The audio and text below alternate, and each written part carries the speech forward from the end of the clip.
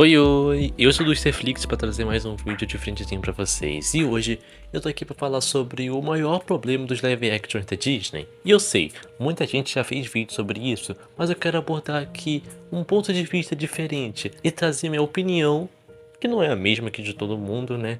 Sobre o que tá acontecendo com os live actions da Disney. Eu vou dividir esse vídeo em 3 partes.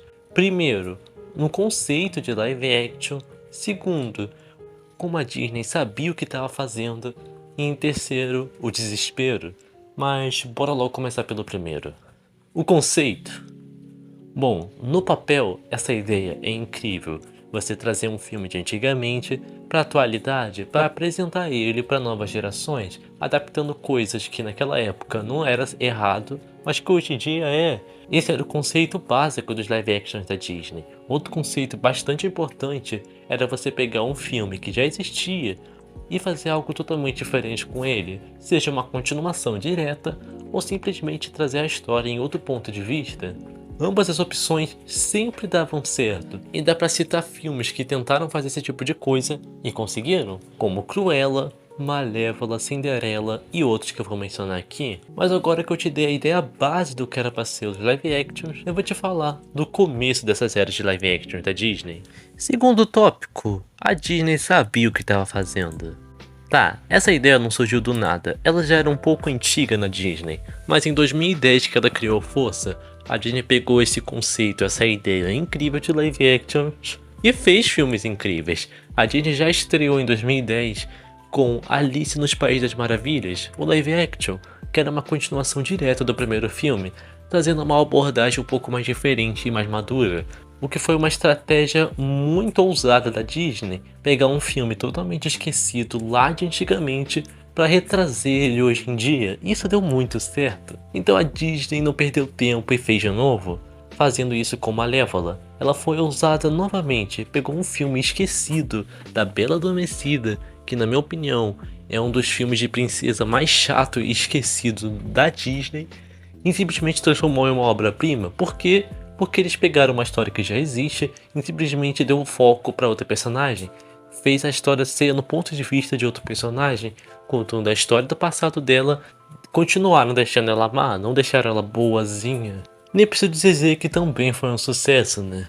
E até com remake a Disney estava conseguindo fazer obras-primas, como por exemplo o remake de Mowgli e o remake de Cinderela, porque ambos eram filmes antigos e tinham sua limitação daquela época, e também eles envelheceram mal com coisas que na época não era errado, que hoje em dia era, e também esses remakes fizeram para consertar muitos erros de roteiro. Então nem preciso dizer que foi incrível, né?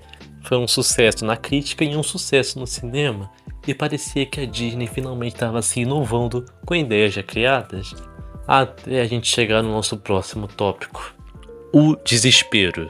Depois que a Disney percebeu que as pessoas iam no cinema muito mais para ver os filmes porque elas queriam ver a versão realista do personagem que ela cresceu assistindo do que uma história nova e um ponto de vista diferente, a Disney simplesmente tacou o dane-se e começou a fazer isso que supostamente as pessoas queriam, trazendo a mesma história que elas viam antigamente com um filtro realista. E assim saiu filmes como Mulan, Rei Leão, Dumbo e outros aí que dispensam apresentações. E isso deu uma imagem muito negativa para os live actions da Disney, e ela simplesmente tentou correr atrás. Eu acho que deu certo por um tempinho, até ela não resistir e voltar a fazer live actions medíocres, porque depois do fracasso de Mulan, parece que a Disney se redimiu lançando Cruella, uma coisa igual Malévola, porque ela pegou uma história esquecida, trouxe ela de volta em um ponto de vista do vilão. E cara, deu muito certo, porque era basicamente a ideia no papel de live action, fazer justamente uma visão diferente do filme que a gente assistiu crescendo, que dessa vez foi 101 Dálmatas, por mais que esse filme seja totalmente esquecido. E a Disney fez isso de novo. Ela fez Jungle Cruise, que foi um filme que foi um fracasso. Eu nunca vi uma pessoa falando desse filme, mas foi um filme baseado em uma atração da Disney. Não em um filme, mas sim uma atração aqui de Orlando. Que a atração basicamente era você em um barco explorando o rio Amazonas. E o filme conseguiu pegar essa história simples de uma atração e transformar em um filme incrível. E logo no ano seguinte, em 2022, a Disney lança um dos melhores live actions dela, que eu acho que eu vou até fazer um vídeo só sobre esse live action. O live action de Tico e Teco, que é basicamente uma crítica para todos os live actions da Disney. E depois dessas 3 obras-primas seguidas, as pessoas estavam dando esperança nos live actions da Disney. Até lançar Pinóquio, que foi o próximo live action da Disney desde Tico e Teco. E meu Deus, se antes a gente estava reclamando que os live actions da Disney como Rei Leão e Aladdin eram medíocres, é porque a gente não sabia o que estava por vir. E não me levem a mal, parece que a qualidade dos live actions da Disney despencou tanto que vai encontrar petróleo, porque como você sai de uns gráficos incríveis de Rei Leão para isso?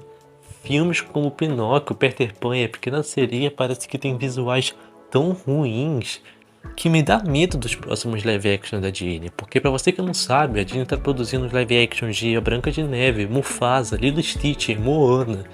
E se eles forem iguais aos live actions de Peter Pan e Pinóquio, eu tenho realmente medo. Imagina o Stitch com baixo orçamento, meu Deus. Mas o que a gente pode ver com tudo isso? Parece que a Disney tentou recorrer a fazer histórias originais em pontos de vista igual que ela fazia antigamente, com os filmes de Cruella, Jungle Cruise e Tico e Teco.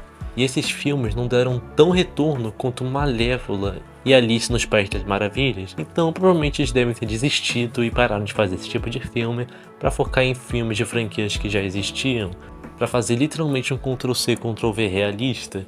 Enquanto esses filmes derem dinheiro para ela, a Disney vai continuar fazendo, gente, porque mesmo live action sendo ruim, vai ter gente que vai assistir por nostalgia, ou simplesmente vai ter gente que vai assistir só pra falar mal mesmo. No fim das contas a Disney sai ganhando.